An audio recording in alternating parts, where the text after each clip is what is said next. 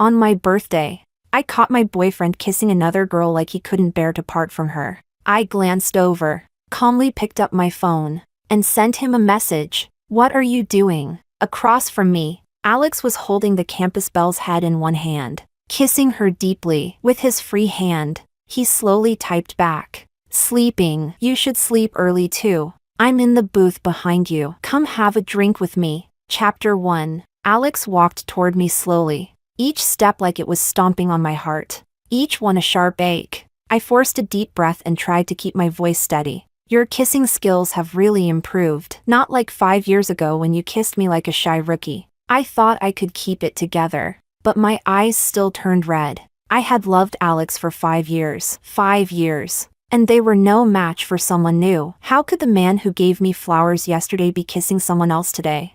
Alex frowned, rubbed his temple, and replied coldly, Zoe, stop making a scene. I laughed in disbelief. You think I'm making a scene? He stared at me coldly. I raised my glass and poured the entire drink onto his face. Happy 5-year anniversary, Alex. Chapter 02. I don't remember how I got back. All I recall is drinking at the booth, and then drunkenly hugging a hot guy, asking him why he didn't want me. When I woke up, I was already lying here. Suddenly, I felt cold inside. 5 years with Alex and we'd never even done anything like this, yet now, before I could even cry, the man in bed slowly opened his eyes. Those striking phoenix-shaped eyes immediately welled up with tears. Are you trying to avoid taking responsibility for me? His voice trembled, pitiful and on the verge of tears. My head throbbed. I rubbed my temples, watching him about to cry, and had no choice but to calm him down first. No, of course not. Can you just tell me what happened last night? He raised an eyebrow. What's this? Big sister doesn't want to admit it now? Chapter 03. Just as I was about to argue with him, my alarm went off. Crap, first day at work. I jumped up, but he pinned me down again. Where are you going, big sis? I ignored him, pushed his hand away, and frantically scrambled for my clothes. I have to go to work. Once I'd gotten ready, I noticed he was holding my phone. He smiled. At least leave your contact info. Don't just hit it and quit it. Me? I snatched my phone from his hand and saw what he'd saved himself as husband. Stunned, I asked, What's your name? With a grin and 2 mischievous dimples, he said, Husband. I threw my bag at him. Get out. Chapter 04. The new CEO of the company was named Bruno. Rumor had it he was ruthless in business, sharp, fast, and decisive. And I was late on my very first day. The employee elevator was packed. Thinking Bruno would never use it, I ran to the CEO elevator. The doors opened slowly. I kept my head down and saw nothing but long legs and tailored black slacks. Sorry. Wrong elevator.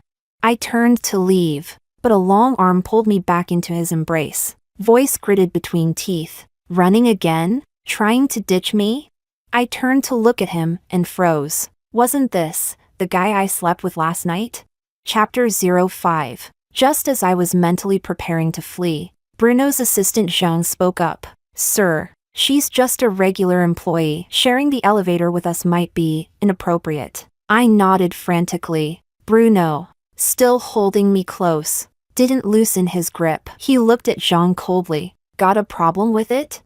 Then get out. He pressed the button, and Zhang was kicked out. Bruno tightened his arm around me, sounding rather smug. Where were you planning to escape to this time, big sis? I took a deep breath, ready to risk losing my job. President, there's nothing between us. His eyes instantly turned red. So, you really don't want to take responsibility for me? Me? Chapter 06. The elevator reached the top floor without further incident. As the doors opened, I nearly went numb. I had finally managed to get rid of Bruno, and now I just wanted to post on Quora. Any thrilling life experiences? Yes, I slept with my boss. Anything more thrilling?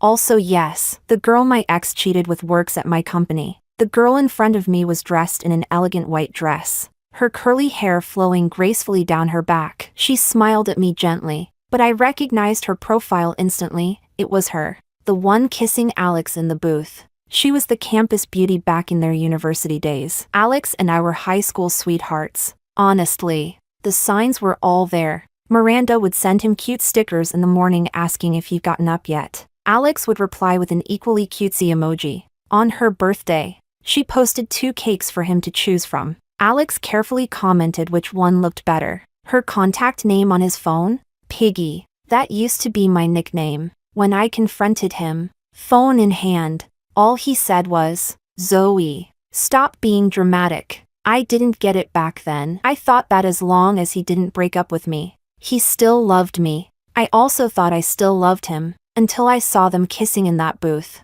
There was still a dull ache in my chest, but I knew clearly now. I didn't love him that much anymore. Chapter 07. I nodded at Miranda and headed straight for my desk, only to find it a total mess. Coffee had spilled all over it, soaking my documents and staining the papers. The pages were wrinkled and shoved into a soggy pile in the corner. I quickly grabbed some tissues to clean it, but the coffee just kept spreading, splashing even onto my coat. I clenched the tissue in my hand and swept my gaze over the room. Who did this? Miranda blinked like she just noticed, flashing me an apologetic smile, those shallow dimples. That fake innocence. Ugh. Alex always had a thing for pretentious coquettes. She stepped forward with a tissue, pretending to help me wipe the desk. Sorry, I bought coffee for everyone earlier and didn't realize yours wasn't stable. I guess it spilled. No worries. I smiled, picking up the half-full coffee cup and pouring it all over her pristine white coat. Oh, so you're saying it wasn't on purpose? Did you just now remember to help clean it up? Or were you waiting for me to see it myself so you could step in and play the good girl?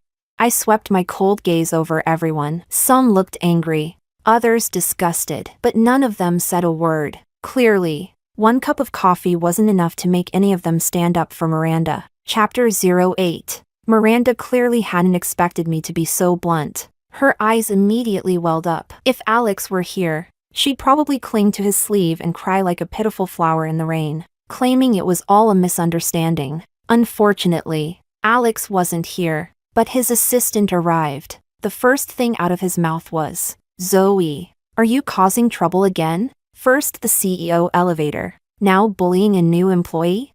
"Ha, I'm not a new employee." He glanced at the messy desk and seemed to understand. He gave Miranda a soft glance before turning to me with a gentler tone. "Zoe, let's just let this go, okay? Alex is one of our top clients. He asked us to take good care of his girlfriend." Oh, Alex used to hate pulling strings, but for Miranda, he suddenly makes exceptions? That must be true love. Now I understood why everyone protected Miranda. No one wanted to lose their job. They were waiting for her to drive me out so they could breathe easier. I had no choice but to nod and sit down. Chapter 09. I didn't expect Bruno to come pick me up after work. He wore a perfectly tailored suit, and when he saw me, he smiled slightly and glanced at his watch. "What's this? Still working after hours? Is the company paying you overtime now?" I forced a faint smile. I didn't tell him that Miranda had dumped a bunch of planning work on me that wasn't even mine, which was why I couldn't leave on time. Since I never intended to get involved with Bruno, I didn't want to burden him either. I just took it as an opportunity to grow stronger. But Bruno wouldn't leave. He sat on the edge of my desk, long legs crossed, and blinked at me. "Why the long face? Who upset you?"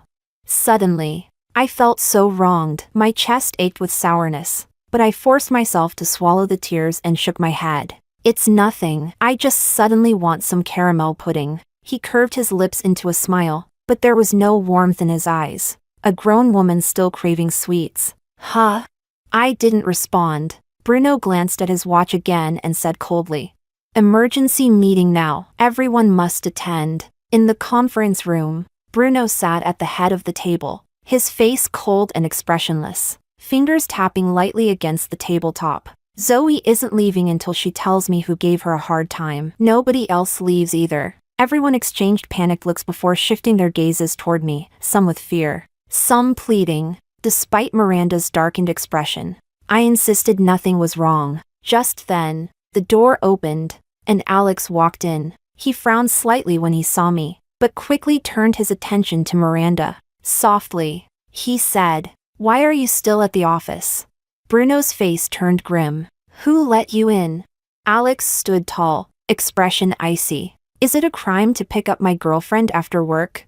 Oh really? With that attitude, you look more like someone trying to buy out the company. Alex's eyes narrowed slightly. He reached for Miranda's hand, intending to leave with her, but Miranda instinctively glanced at Bruno. When he looked back at her with thinly veiled irritation, she shuddered and quietly sat back down. Alex, you go ahead. Alex looked displeased but said nothing. Bruno remained lazily seated in his chair, hands folded, watching them with a casual, condescending air. Go on, he said. Did I stop you?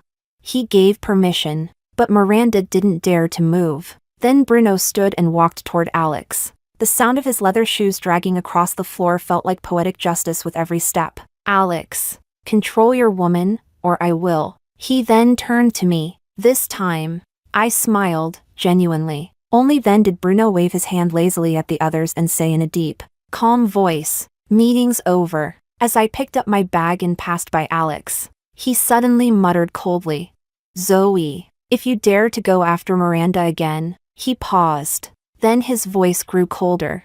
Don't blame me for being ruthless. I stared at him for a long time. What once felt like heartbreak and sour disappointment had now numbed into nothingness. I had been with Alex for 5 years. Yet somehow, it felt like I was only truly seeing him for the first time now. 5 years ago, during a blackout in evening study hall, Alex had poked my arm. When I turned around, he handed me a small folded note. On it was his confident, youthful handwriting. Zoe, do you want to be my girlfriend? 5 years later, that same boy stood before me, holding another woman's hand, saying coldly, Zoe, don't blame me for being ruthless. As Alex was about to leave with Miranda, I called out to him. Only a few coworkers had trickled out of the office. Most had chosen to stay and watch the drama unfold. And when I called his name, it was obvious their interest had been reignited. Alex turned around, his brow furrowed in clear annoyance. I took a deep breath, forcing myself to stay calm. Alex, we got together 5 years ago. 4 years ago, you met Miranda. On my birthday not long ago, you were kissing Miranda in a lounge booth. On Valentine's Day, you said you had a late-night meeting with your advisor, yet you came home with a scarf smelling like Nile perfume. Miranda subconsciously took a step back. Of course, she was the one wearing Nile. On Miranda's birthday, she posted a WeChat story thanking friends for her party. But that same day, you told me you were in a meeting. If it was just a friend's party, why lie? And Miranda, I turned my gaze toward her. I'm really flattered that you think so highly of my boyfriend. A broken light bulb? Didn't think to call maintenance, but instead asked him, can't choose a birthday cake? Ask him again, necklace shopping? Send him the link for his opinion. You even sent him photos of your bras, asking which color he liked better. I dropped my gaze to her chest. So, are you wearing the one Alex picked for you today? The office was mostly women. Everyone here was sharp. And now, their gazes toward Miranda were tinged with obvious disdain. Miranda always wanted everyone to know about her relationship with Alex. Fine, let's make sure everyone knows, loud and clear. Even though Miranda's expression turned ugly, Alex's remained indifferent. What exactly are you trying to say? He asked. My heart ached. My hand behind my back dug deep into my palm as I forced a bright smile onto my face. I'm saying, I don't love you anymore, Alex. I thought he'd just walk away. I thought he'd nod coldly and be done with it. But in that instant, something behind his eyes seemed to crack, something he probably didn't even realize was there. His eyes reddened as he looked at me for a few moments, and then, he turned and walked out of the office. I didn't understand why he seemed sad. Maybe even he didn't understand it. 5 years is a long time to share a life with someone. So long, in fact, that when Alex merely furrowed his brows, I used to know exactly what he was thinking. But when he decided to leave me, at least in that moment, he believed his life would be better without me. And that moment?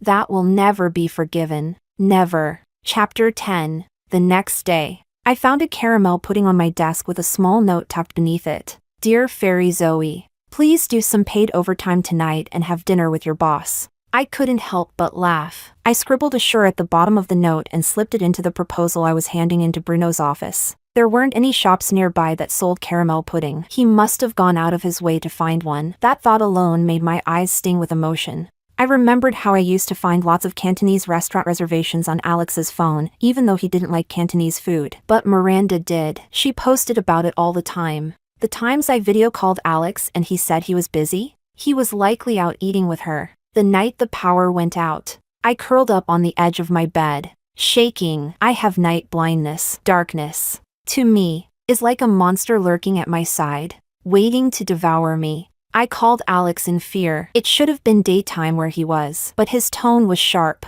annoyed. What do you want now? Since when did I need a reason to call my own boyfriend? I stayed quiet, then hung up without saying a word. So yes, I accepted Bruno's dinner invitation. That night, at dinner, he kept fiddling with his phone. After a while, he finally set it down and asked cautiously, "You don't mind?" I casually picked up a piece of food and popped it in my mouth. "Mind what? That you took a sneaky photo of me?" He looked stunned. "Wait, how did you know?" I burst out laughing, hand trembling with the chopsticks. "Bruno, if you're gonna sneak a photo, at least turn off the flash, will you?" He had picked a Sichuan restaurant, my favorite. Alex had a weak stomach and couldn't handle spicy food, so I always compromised and ate other things with him. But surprisingly, Bruno couldn't eat spicy food either. His face turned bright red like a boiled shrimp as he chugged water like crazy. The sight made me laugh out loud. Really laugh for the first time in a while. Bruno gave me a playful glare, cheeks puffed like an angry kitten. "Still laughing? I'm doing this for you." I reached out to rub his head, just like how Alex used to coax me when I threw a tantrum. "How'd you know I liked Sichuan food?" Bruno took another gulp of water and shot me a look. "I checked your moments. I had posted about Sichuan food years ago. After getting together with Alex, I rarely ate it again." I didn't expect Bruno to scroll through all of my old posts after adding me on WeChat. Then he started rambling. "I know you like sweet things. And spicy ones too. But spicy food hurts your stomach. You shouldn't skip breakfast either. From now on, I'll take care of your breakfast." He leaned in closer like a kid showing off, his lashes fluttering like butterfly wings, casting a shadow on his creamy skin. "Aren't I the best, sis?"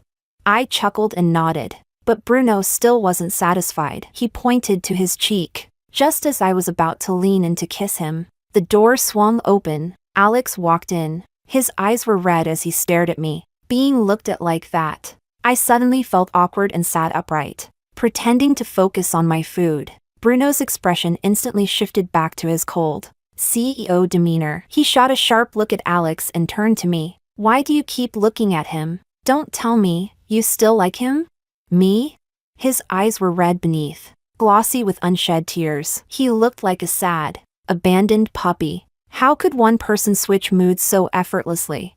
My heart melted instantly. I reached out and pinched his cheek. "No, I just thought he was an eyesore. That's all." What I didn't expect was for Alex to walk over. "Zoe." I looked up at him. His expression was calm, still keeping that aloof, stay away air about him. "You should come pick up Coco when you have time. Miranda's allergic to cat fur." A wave of bitterness welled up in my chest. I couldn't help but feel useless. I thought I had already let go of Alex, but hearing him mention Coco still stung. Coco was the stray cat we adopted together, pure white, round and chubby. Alex used to joke that Coco and I were both big eaters. Back when we were still dating, he'd always hug me after work, then scoop Coco up for cuddles too. Just like in college, when he'd wait after class to feed Coco with me. He once said, "When I can afford it, I'll give her a real home."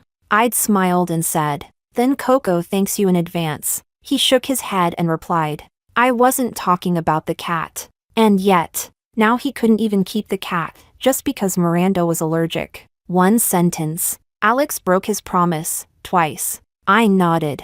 I left some things there anyway. Alex put down his chopsticks altogether and said I could just get my stuff now. Bruno insisted on going with me. The moment we stepped inside, I saw the small table in the hallway. It was a cheap find I once bought from Taobao. Back then, it held a photo of me and Alex. Now, It displayed one of him and Miranda. Miranda obviously hadn't expected me. She glanced at Bruno behind me, then turned sweetly to Alex. "You're back early. I was just tidying up." Then she turned to me with a polite smile. "Sorry, Zoe. I didn't know you still wanted any of that stuff. I just put it all over there." I followed her pointing finger and, sure enough, my clothes and cup were all dumped in a messy pile in the corner. Coco saw me and ran over immediately. I picked her up and gently stroked her. She felt lighter. I didn't know how Alex had been taking care of her, but clearly, she'd lost weight. I handed Coco to Bruno and asked him for a lighter.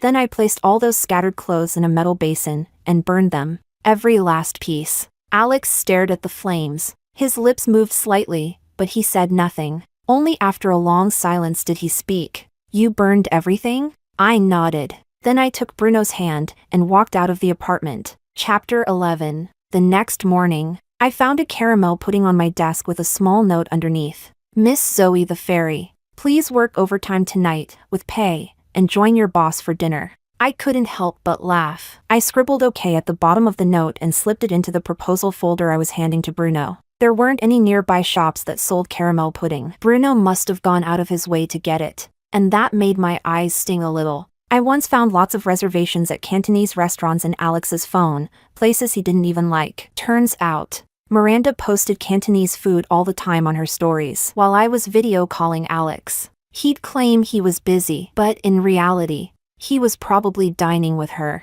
Once, during a blackout, I curled up at the foot of my bed in fear. I suffer from night blindness. To me, darkness feels like a giant beast waiting to devour me. I called Alex, hoping for comfort. He sounded annoyed. "What now? Why are you calling again? Since when did I need a reason to call my boyfriend?" I was quiet for a moment and then hung up. So, yes, I agreed to have dinner with Bruno. That night, Bruno kept fiddling with his phone during dinner. Eventually, he put it down and looked up sheepishly. "You're not mad, right?" I was just taking a picture of the food. I didn't expect people to comment like that. "Are you mad at me?" I sighed and reassured him. He smiled with his little tiger teeth, so cute and sunny. Even through the phone, the curtains fluttered gently in the night breeze. Moonlight spilled across the bed like silver dust. Then, I blurted out, "Bruno, let's be together." A second later, I heard the loud clack of a phone dropping on the floor. I was speechless. Half an hour later, Bruno sent a WeChat message. "Come downstairs." I threw on a coat and ran outside. He was standing by the car with a bouquet of roses in hand. When he saw me, he smiled and handed them to me. The breeze ruffled his fringe, and his eyes sparkled like stars. Isn't a confession supposed to start with flowers? I hugged his neck and gently kissed his cheek. "Thank you, boyfriend." Chapter 12. I didn't expect the company to offer an opportunity for overseas exchange and training. I wanted it badly, but I had just started dating Bruno. I stared out the window, lost in thought, as Bruno rested his chin on the table beside me. His pale face was slightly puffed, his lips the color of jelly. "What are you thinking about?"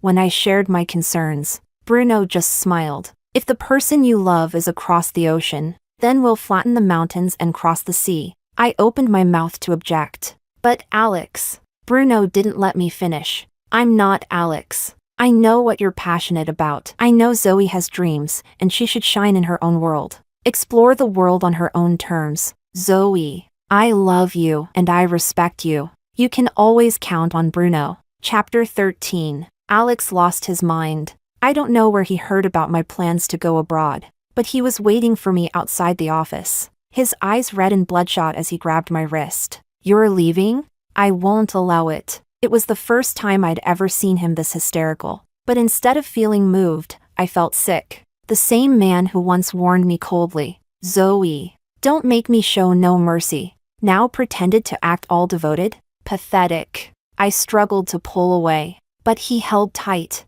Seeing me fight so hard, Alex looked hurt. "You hate me?" "But Zoe, you came after me first." "Yes. I chased Alex first. I'd sit in the stands watching him play basketball, hand him water during breaks. He used to let me nap in class and explained lessons to me afterward. We were in a long-distance relationship for 4 years. I used to text him everything, what I ate, what I saw, even pictures of flowers on the street. So when did Miranda creep into our lives? Maybe it was when Alex began sending those cutesy emojis. When he used to reply instantly, then it became 5 minutes. 10 minutes. Those minutes? He was replying to her. He barely replied to me anymore. I used to joke that if I ever caught him cheating, I'd make sure he was ruined. But when I smelled Miranda's perfume on his scarf one day, I didn't cry or scream. I just quietly took it off and put it aside. Like a stone sinking into water, quiet, final, and unnoticed. And weirdly, I felt relieved. The breakup I'd been bracing for had finally come. So be it. I gave too much in that relationship. If there's regret, it should be his, not mine. Now I simply looked him in the eyes and said, coldly, Alex, let go. Chapter 14. After that day, Alex started showing up downstairs at my apartment every single day, holding a caramel pudding and waiting for me to come down. Each time, I'd find cigarette butts scattered around and Alex staring up at me with hopeful eyes. He even got into a fight with Bruno over who would get to keep Coco. In the end, the two childish grown men decided to place Coco on the ground and see who she would walk to. When Coco padded over to Bruno without hesitation, Alex broke down and tried to snatch her away, shouting, "Give her back to me."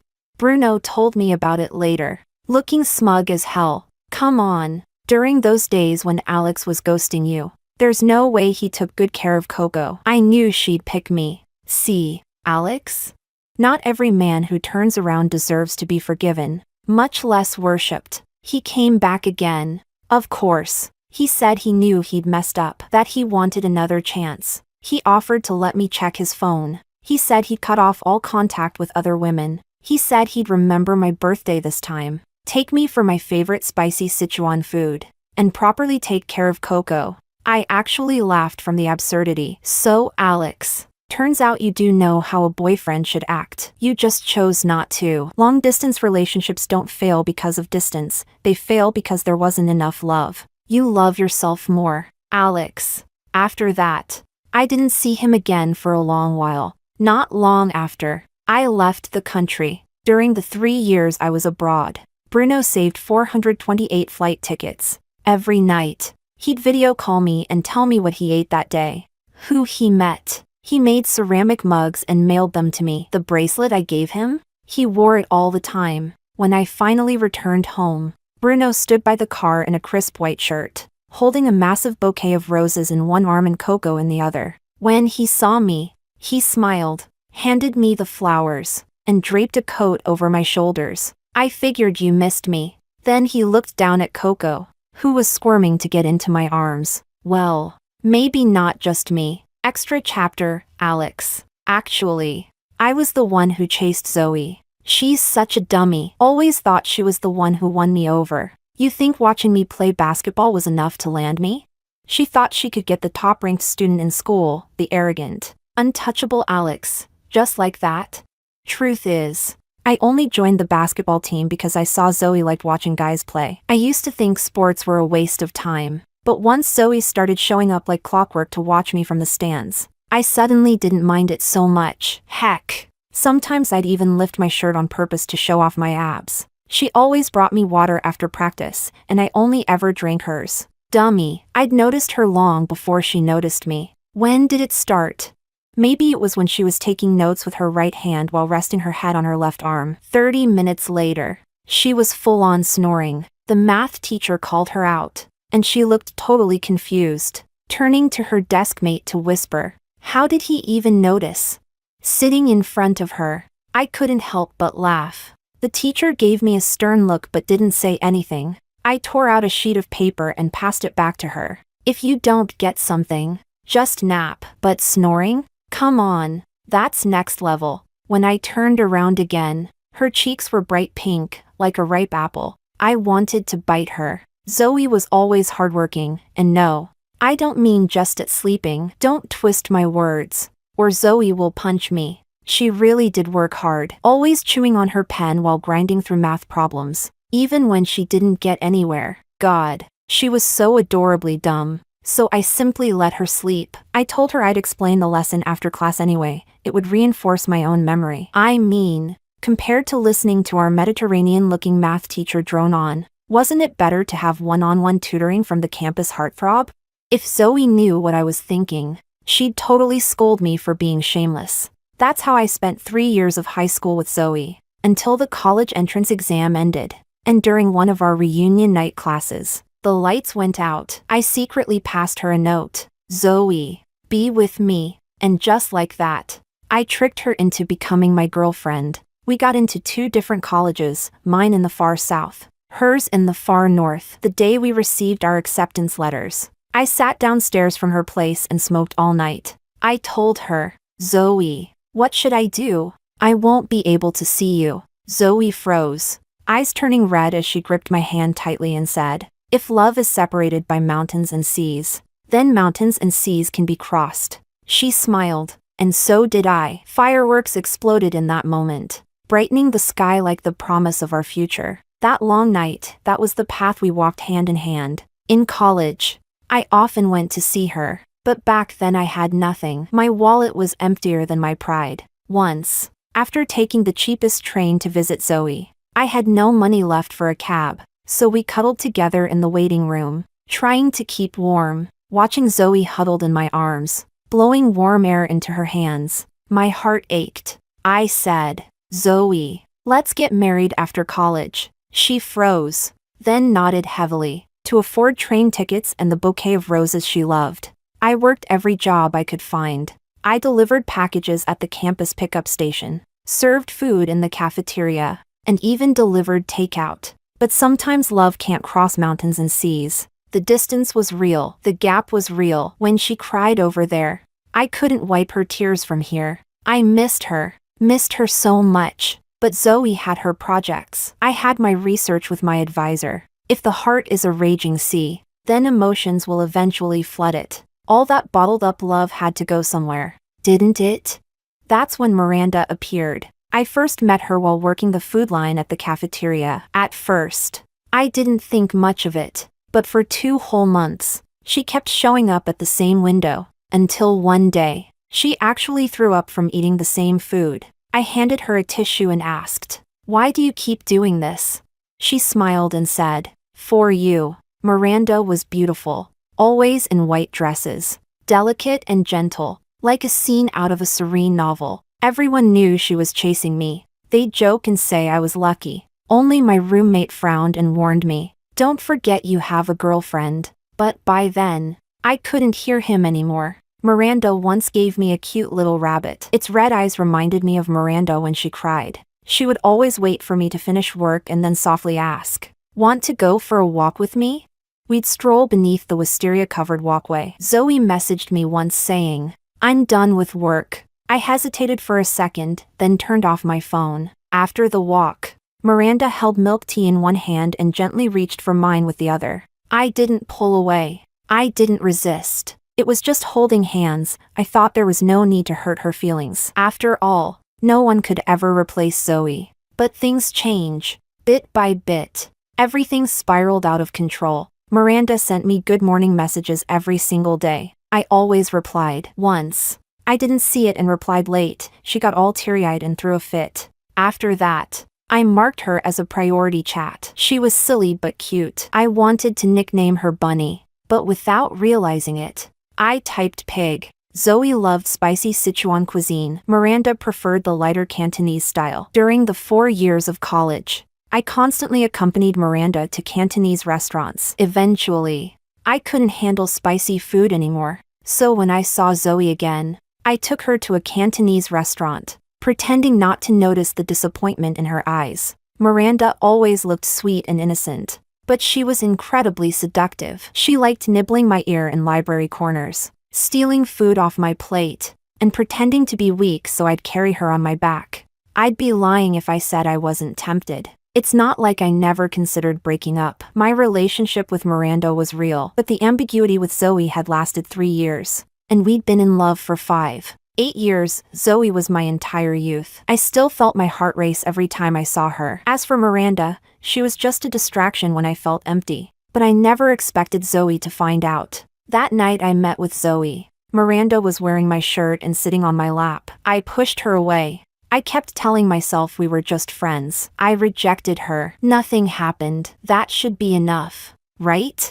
Miranda liked the Hermès Un Jardin sur le Nil perfume. Zoe didn't like perfume. She drooled in her sleep, hated celery, was afraid to go downstairs at night, and was adorably dumb. She was alone.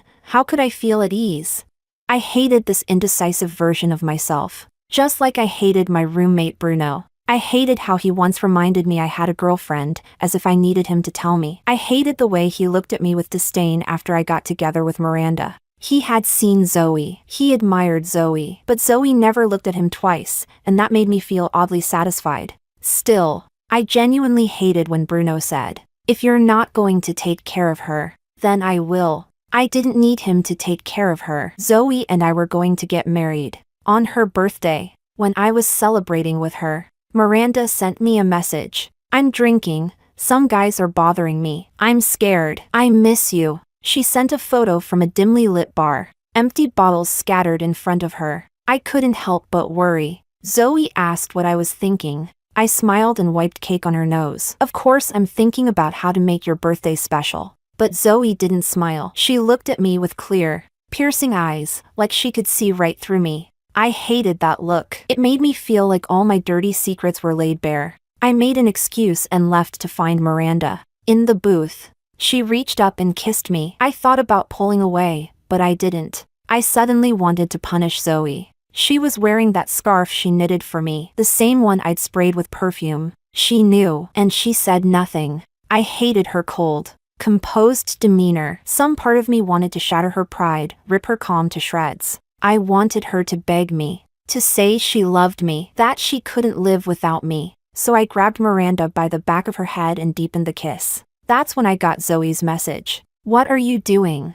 I typed, "Sleeping. You should sleep early too." Seconds later, another message came in. "I'm in the booth behind you. Come clink glasses with me." I turned around. Zoe was there. She was crying and smiling at the same time, swirling the wine glass in her hand. In that moment, I knew Zoe and I were done. But I didn't want that. It had been 8 years. I was convinced that Zoe couldn't live without me. I believed she'd come back to me, so I didn't explain anything. I just pulled Miranda away from the scene. What I didn't expect was that Bruno had seen everything. He followed us that night.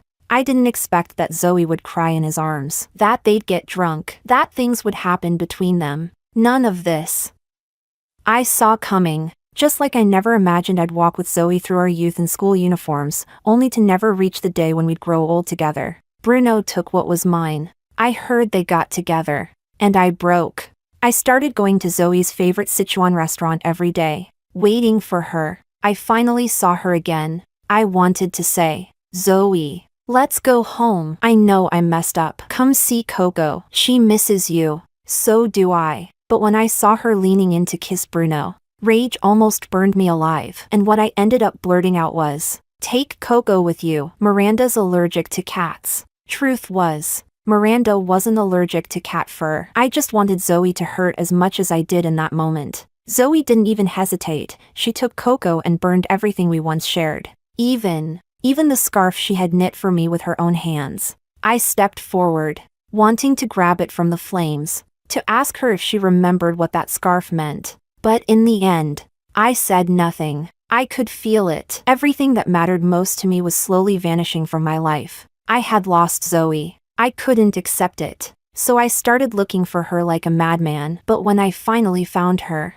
I learned she was leaving the country. She blocked me on everything: WeChat, Instagram, TikTok, Douyin, even my Spotify comments. So ruthless. She refused to see me. I waited downstairs at her building night after night, but she never came. Out of options, I went to Bruno. I begged him to give Coco back, to give Zoe back to me. But Coco didn't want to go with me. Only then did I finally reflect. Maybe I had just been playing with the bunny, but I'd neglected Coco along the way. I started drinking, trying to dig up photos of Zoe. But I had nothing. She had burned them all. There was nothing left between me and Zoe. I drank so much I started vomiting blood. I figured, maybe it'd be better if I just died. Miranda went to find Zoe, begging her to visit me. Zoe poured hot coffee on her, I started hating her, Zoe. Yes, that's right. If it hadn't been for her, we wouldn't have broken up. We wouldn't have ended up like this. I proposed to Miranda. We sent invitations to our old friends. They all joked. Is the bride Zoe? If not, we're not coming. None of them showed up in the end. Good. I never touched Miranda. Not before marriage. Not after. I spent every day out drinking. Until one day, Miranda finally got fed up and became someone else's side chick. When the wife of that man came to tear her apart, that's when I heard Zoe got married. I shattered the bottle in my hand, and in that moment, I just wanted to go back. Back to the classroom where Zoe used to sneak glances at me. Back to the day Bruno said, "If you don't take care of her, I will." My stomach burned. My heart felt like it was being ripped apart. Zoe, I'm sorry.